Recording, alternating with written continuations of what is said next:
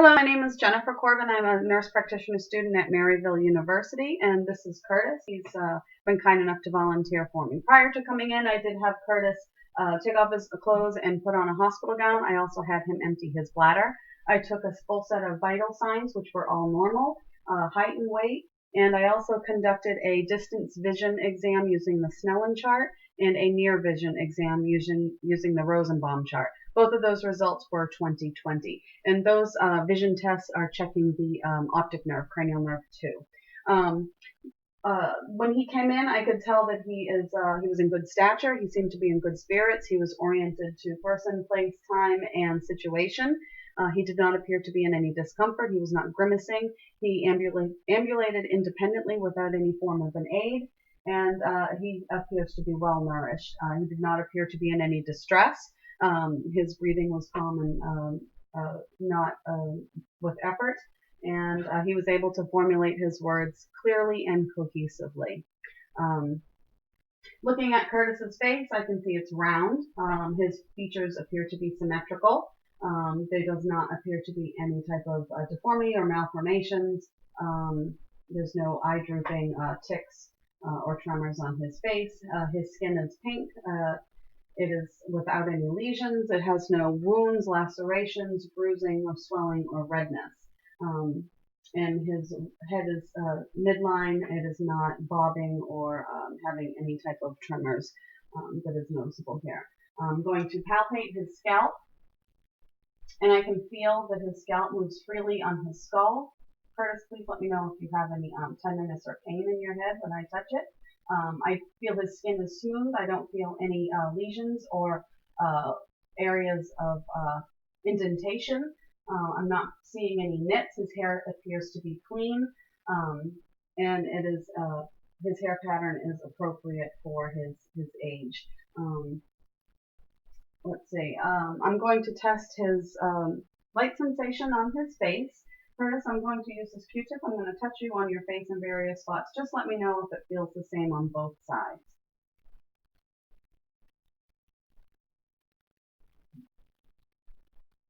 Yes. Okay, good. Can you smile for me? Can you clench your teeth? Can you squeeze your eyes shut? Raise your eyebrows? Both eyebrows. Raise both eyebrows. Open your eyes and raise your eyebrows. Excellent. Can you stick your tongue out? And can you move your tongue upward, like stick it out and move it upward, downward, side to side? Excellent. And I'm checking his cranial nerve 7, his facial nerve, by doing those movements there. I'm also going to palpate the bones in his face. Let me know if you have any tenderness. I don't feel any crepitus. I don't feel any masses or malformations. I'm feeling also his sinus area. Do you feel any extra pressure as I press on those? Nope. No. I'm going to also palpate your joint here, your jaw joint. This is his temporomandibular joint, and I'm going to have you open your mouth and shut it and move it side to side. Excellent. I don't feel any popping, snapping, cracking in his joint there. While I'm here, I'm also going to look at his ears. His ears seem to be symmetrical, aligned on his body, on his head, and they are upright. I don't see any redness or swelling on his ears. I don't see any lesions on his skin. And I'm going to palpate the auricles. I don't feel any nodules. Are you having any pain or tenderness? No. Excellent. And neither behind his ears as well. And while I'm back here, I'm going to palpate for his lymph nodes. I'm going to check his occipital, his post-auricular, his pre-auricular, his tonsillar, his submandibular, his submental, and down his neck on his cervical nodes, and the cervical node chain. And then I'm also going to feel the supraclavicular nodes. And I'm not noticing any enlargement or tenderness. There's no redness or swelling. If I would notice any enlargement, especially in these nodes here, the supraclavicular nodes, that could indicate some form of malignancy, but I'm not palpating that at this point in time. I'm looking at Curtis's eyes, and they seem to be symmetrical. He's opening and shutting them equally. He doesn't have any lid swelling or lid drooping. His eyebrows, the hair is aligned appropriately as well. His eyelashes curl upward and outward, and his sclera is white and clear. And looking at his conjunctiva, it looks to be translucent pink and without any exudate. I'm going to palpate or feel the inside inner corner of your eyes here, the inner canthus, and I'm palpating his lacrimal apparatus, and they do feel raised but without any inflammation or exudate. Curtis, I'm going to check Curtis's extraocular eye movements and his visual fields, and this is going to be checking his cranial nerves 3, 4, and 6. Curtis, I just want you to follow my pen. I'm going to move this in various directions. Try to keep your head still, but just follow it with your eyes.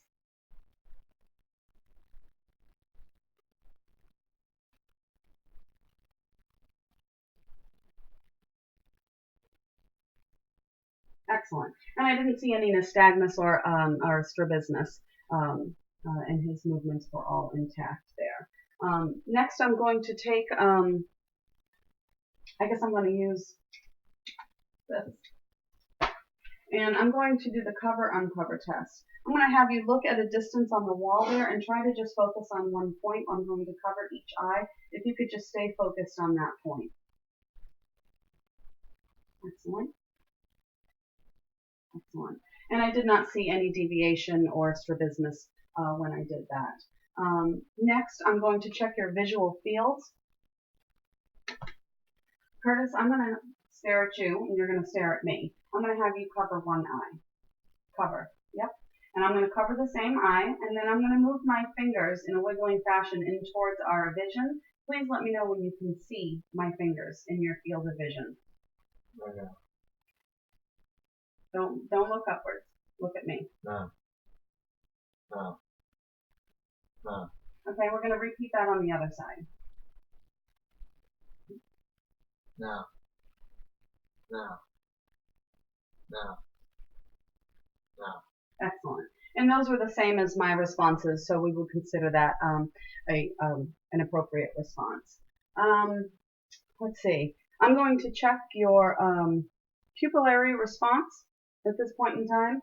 Curtis, once again, I'm going to have you stare at that same spot on the wall there, and if you could stay focused on that spot. I'm just going to shine a light in your eye and check your pupils constricting. And I'm going to look at one eye and make sure it constricts, and then I'm going to look at the opposite eye to make sure that constricts as well. Excellent. I'm going to do that with the opposite,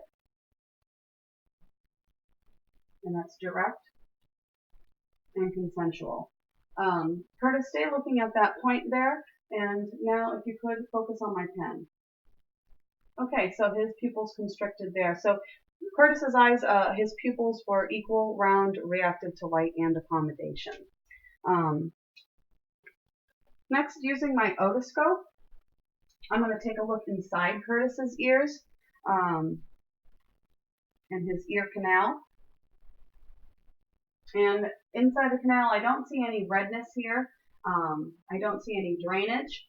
I don't see any excessive cerumen, no swelling, and there's no foul odor and no foreign objects. I'm going to pull back on the auricle and try and get a nice visual of that tympanic membrane, which I do see. It's translucent and pearly gray. It's without perforations. It's conical in shape. I can see the landmarks of the umbo, the head of the malleus, and I can see the light reflex. And I would repeat that on the opposite side, doing the same thing with the same expected findings. While I have this available, I'm going to take a look at Curtis's nose. Externally, I can see that it is midline. It's lined nice and symmetrical on his face and midline. I don't see any deviation of his septum, no malformations in the structure outwardly. His nares are without any redness. He's not having any nasal flaring. I'm just going to palpate them, and they are both patent. He appears to be breathing normally in both nostrils. I don't see any drainage or crusting or redness around the nares. First, I'm going to look inside your nose for just a moment, and I can see that the mucosa is like a deep pinkish. It's moist. Same thing on this side, and the turbinates look firm and full and also conform in color with the pink, deep pinkish color. I did not see any swelling, redness, bleeding, or lesions inside his nose. Let's see. I think I'm going to look at his mouth. Right now, I'm looking at his mouth. His lips appear to be symmetrical. They're full. They are intact. There's no dryness. There's no cracking. I don't see any swelling, no lesions or ulcers. I'm going to look inside his mouth, and I'm going to be looking at his gums. Pardon me.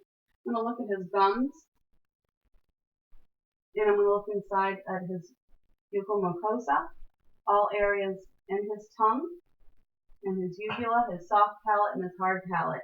Everything looks pink and moist and without any lesions or ulcers, no redness or swelling. His tongue is midline and it's slightly rough.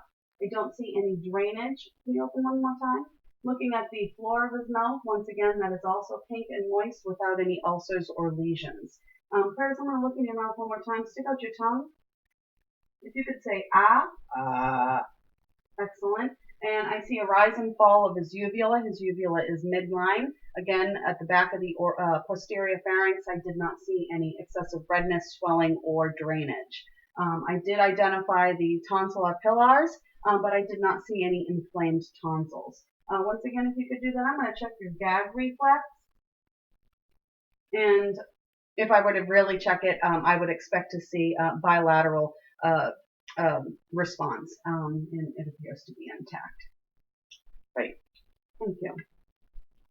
Alrighty. Now using the ophthalmoscope, I'm going to check his optic nerve, and I'm going to check for a red reflex in his pupils. I'm going to just shut off the light for a moment. Okay, Curtis, I'm going to have you, again, find that point on the wall in the distance, and if you could just focus on that. I am going to shine a light into one of your eyes for just a quick moment, and I'm going to just do that. About 12 inches away, I'm going to shine this light into his eye, looking for a red reflex. I'm going to do that on the other side. If you can, stay focused on that.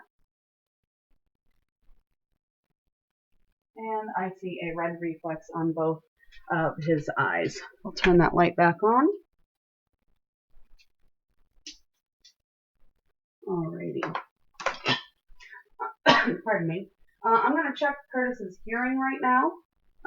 Couple of things. I'm going to do a whisper test. Curtis, I'm going to go behind you and I'm going to say a word and I'm just going to whisper it to you, and I'd like you to repeat that back to me. Elephant. Excellent. I'm going to do that on the other side. Alligator. Excellent. Next, I'm going to use the Weber test, which is checking his bilateral hearing. Curtis, I'm going to place this on the top of your head. You're going to hear a ringing noise. Just let me know if you hear this equally on both sides. Did you hear that ringing on both sides? Excellent. And now I'm going to check your hearing on each side, bone versus air conduction. I'm going to place this on the back of your ear, on this bone here. Let me know when you stop hearing the sound. When you stop hearing that sound, I'm going to move this to next to your ear. And you're also going to tell me when you stop hearing that same sound, okay?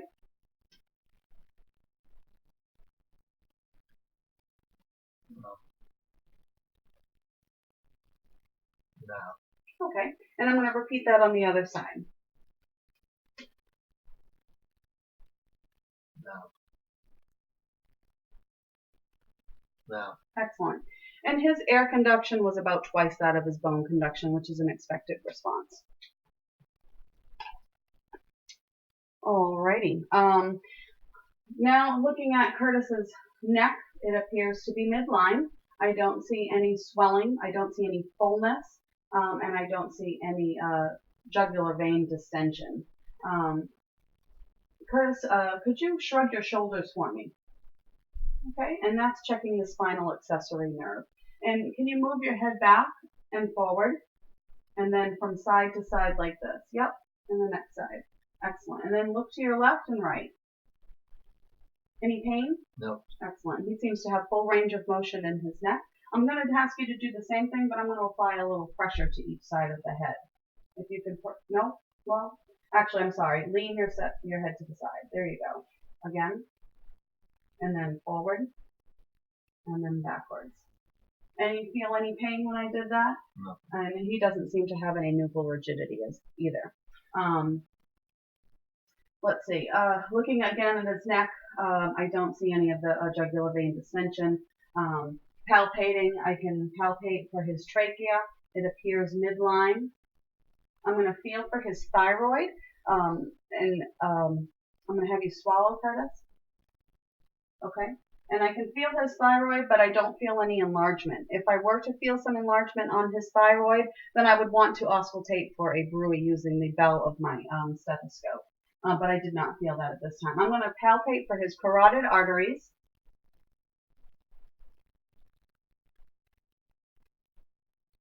And I can feel that they are regular in rate and rhythm. I don't feel any thrills. And again, I felt that bilaterally. I'm going to take a listen to his carotid arteries, and I'm listening for a bruit. And I would do that if I had a bell on my stethoscope, but this is a dual, so I will just do it with the stethoscope. First, can you take a deep breath in and just hold it? Excellent. You can exhale. Take a breath in and hold it. Excellent. I do not hear any bruits, but once again, his rate was regular and his rhythm was regular as well. Excellent. Thank you very much. Oh. At this point, I'm going to have you stand up, and I'm going to take a look at your back of your chest. You can just face towards here. Good. All right. I'm looking at, yeah, I'm sorry, your back of your chest. Yes, this is the posterior chest. Looking at his posterior chest here, I can see that the skin is all intact. I do not see any lesions or rashes or redness or swelling. I don't see any bruising. It appears to be uniform in color according to the rest of his body. His breathing looks to be without any type of distress, and it appears to be symmetrical. I'm going to just palpate his back and just feel for any type of masses or pain or tenderness, which I do not feel. I'm going to palpate down by the crossovertebral angle here, feel for any tenderness or masses. And then I'm also going to do some percussion there as well. This is indirect percussion.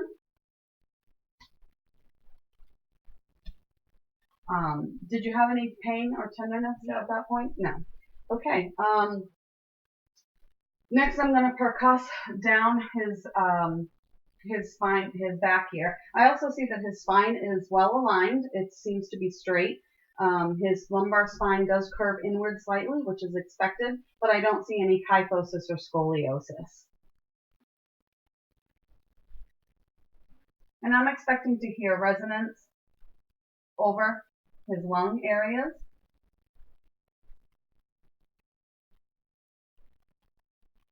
Which I do. And I'm going to do that laterally as well.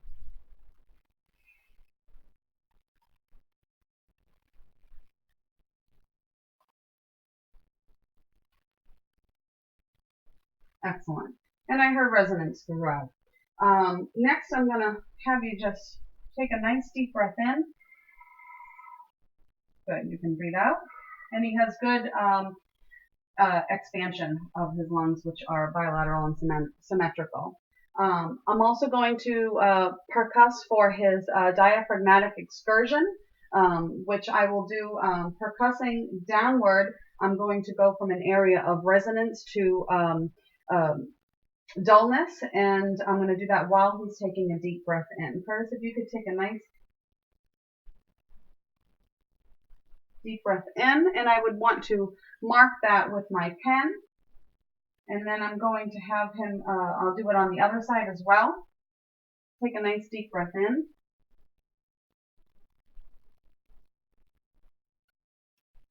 Okay.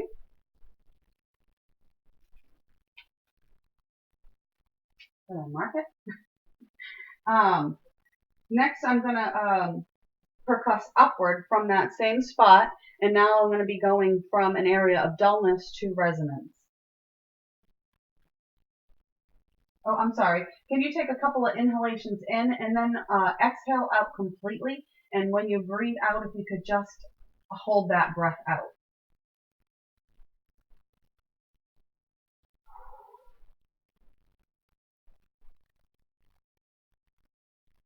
All right, and I'm going to mark that. And I would do that on this side as well.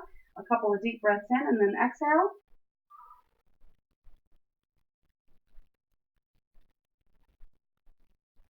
And I would mark that. And then I would want to measure that between the two spaces, and that is about 3 centimeters, and anywhere between 3 and 5 is an expected finding.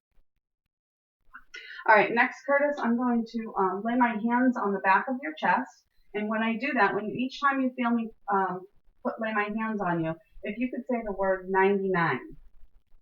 99, 99, 99, 99, 99, 99, 99, 99.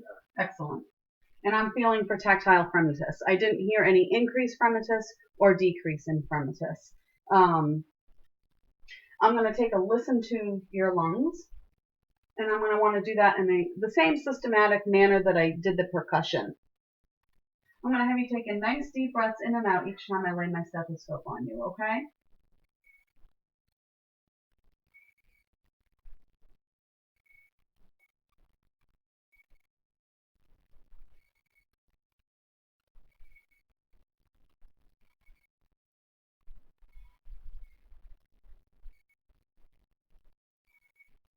All right, I'm going to listen to your side here.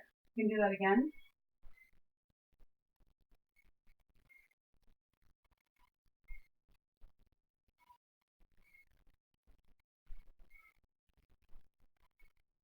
Okay, thank you.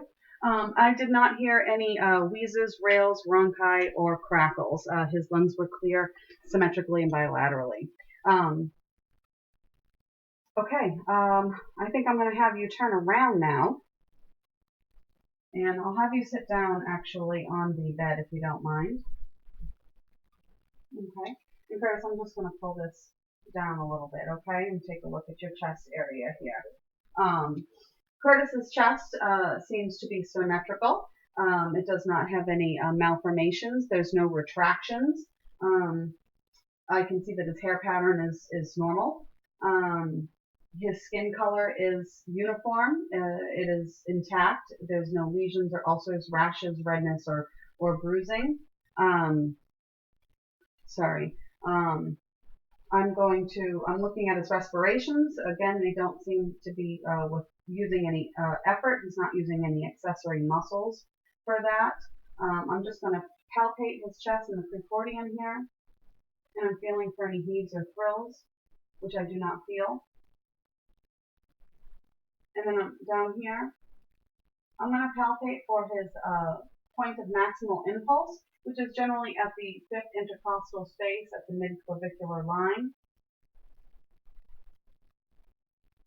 And I can palpate it here, and it's about 1 centimeter in diameter. I don't feel any thrills or heaves.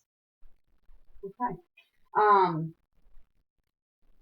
I'm going to percuss basically the same way I did in the back of the chest. I'm going to do that on the front of the chest. Again, I'm going to hear some, basically I'll hear some resonance over the lung fields. I'll have dullness over the heart and the liver. I'm going to have,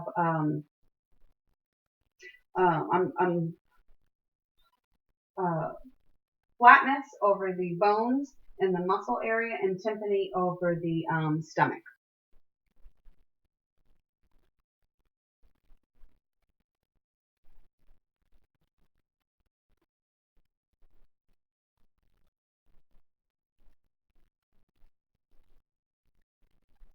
Okay. Now I'm going to take a listen to you. Once again, I'm going to have you just say 99 a couple of times. 99, 99, 99. Thank you. And I didn't hear any increase in the tactile fremitus there either. All right.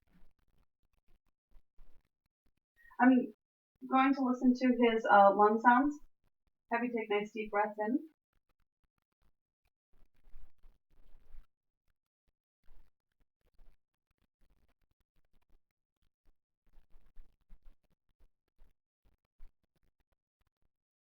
And again, I don't hear any crackles, wheezes, or rubs, or rhonchi.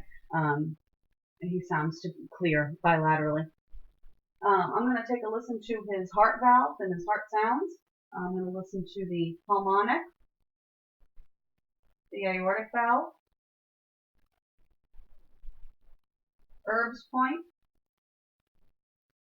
This is where I hear S1 and S2 strongest. I don't hear any splitting, nor do I hear an S3 or S4. Tricuspid and mitral. And those were all without any murmurs, and the rate was regular, and so was the rhythm. I'm going to take a look at his shoulders here. They look to be aligned symmetrically. His clavicles are prominent there. His bony structures are obvious.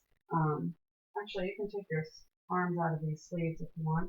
I'm going to just look at his skin color, on his arm. It seems intact, uniform to the rest of his body. There's no lesions or ulcers or rashes or bruising.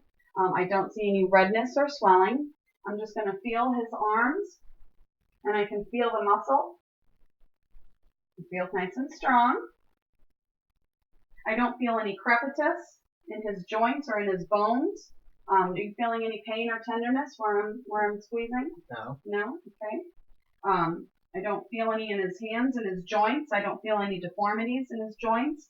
And his nails appear to be clean, trimmed, and he has good capillary refill. There's no cyanosis there as well. I'm going to check his pulses here. I'm going to check your radial pulses. They seem regular in rate and rhythm, and they are equal bilaterally and easily palpable. And then I'm going to check his brachial pulses as well. And those two were equal in rate and rhythm, and they were regular and equal bilaterally. After I had checked his pulses, unknown to him, I was checking his respirations to see if they were of normal rate. They seem to be about a 16, which is well within normal limits, being 12 to 20. Let's see. So I think now I'm going to check his abdomen. Curtis, I'm going to have you actually lay down on the bed. If you could put your head down. No, actually, I'm going to have you lay down the other side. Yep. Put your head down this side. Let me get you a pillow. Okay. Thank you.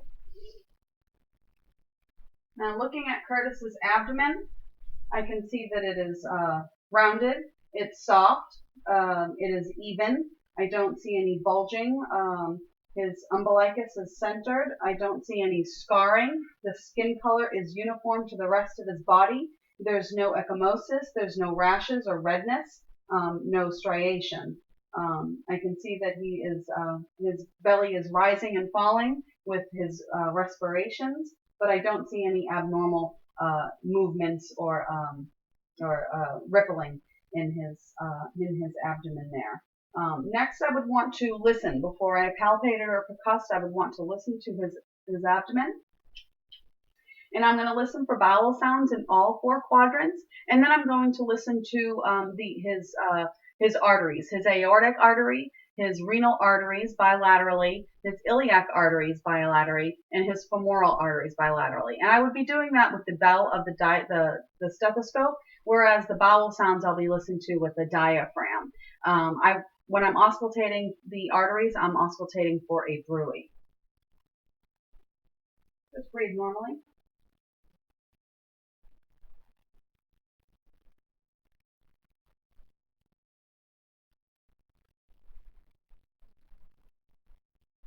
And Curtis has vowel sounds present in all 4 quadrants. Now I'm going to listen to his arteries.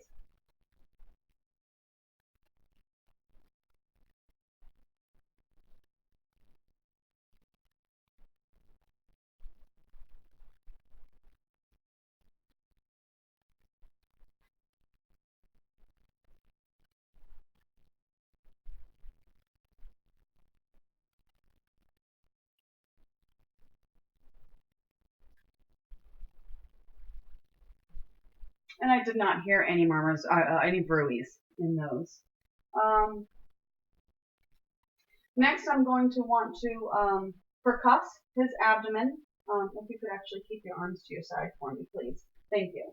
I'm just going to percuss all over. Generally, you have a tympany sensation when you're percussing the abdomen, except over organs you're going to have some dullness.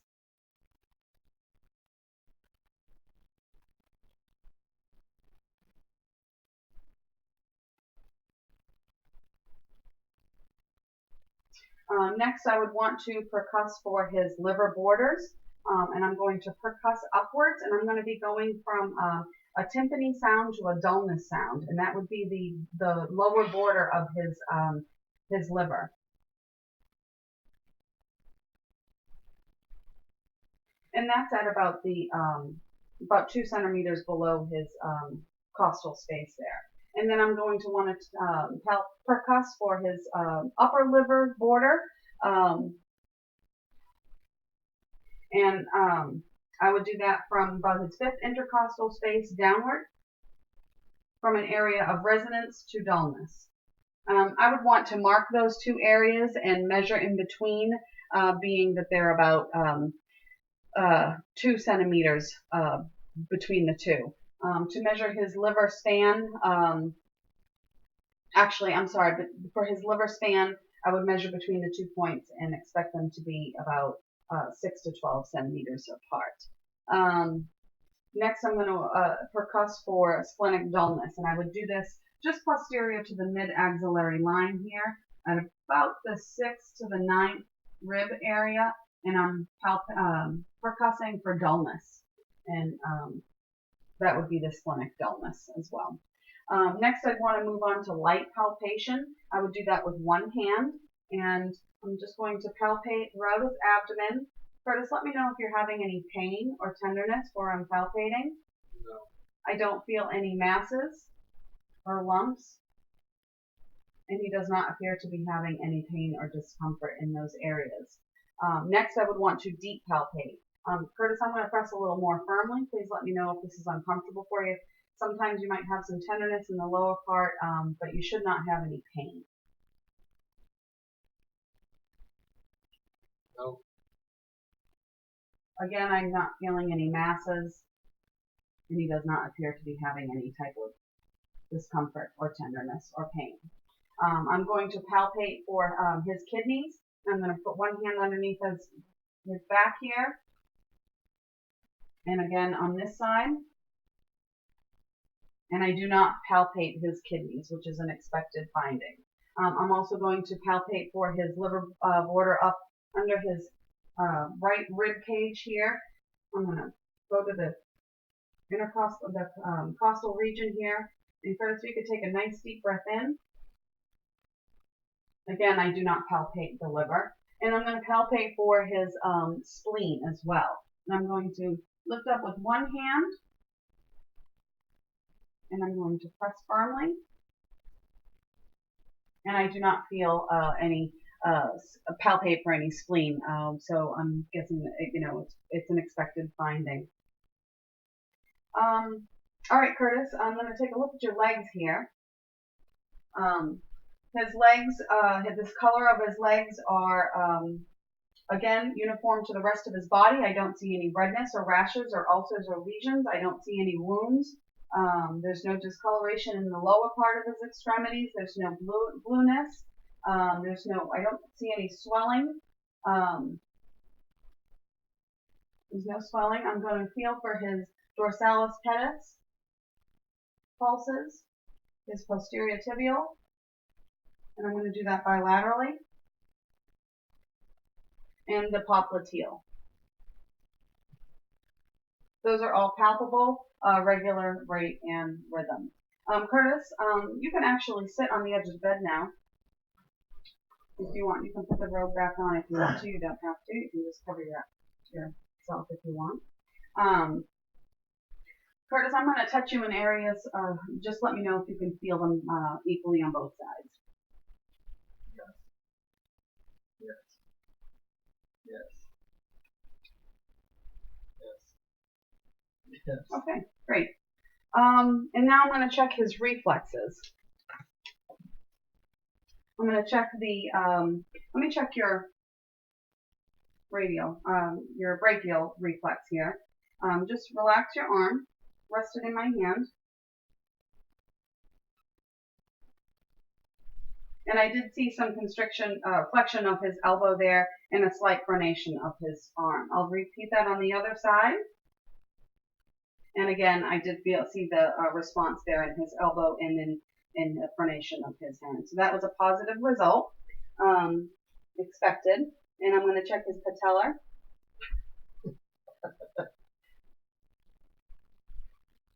Let's try that again.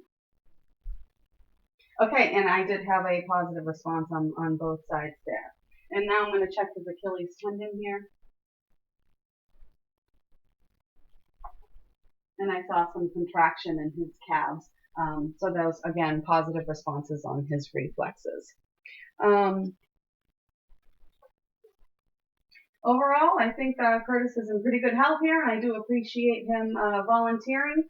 Other than that, this concludes the head-to-toe physical exam. Thank you.